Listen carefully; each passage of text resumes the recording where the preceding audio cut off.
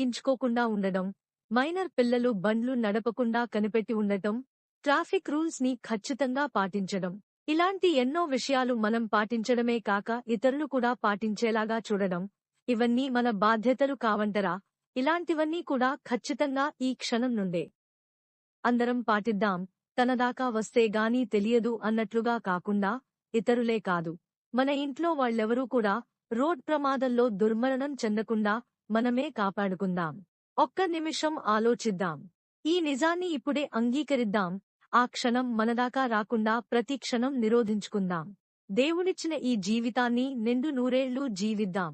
Road ప్రమాదాల్లో మరణించిన వాళ్ల ఆత్మలకు శాంతిని చేకూర్చాలని ఆ భగవంతుణ్ణి కోరుకుంటున్నాను. ఈ పుణ్యకార్యంలో మీరు కూడా మీ వంతు సహకారం అందిస్తారనే అనుకుంటున్నాను. ఏమంటారు? Just a minute please.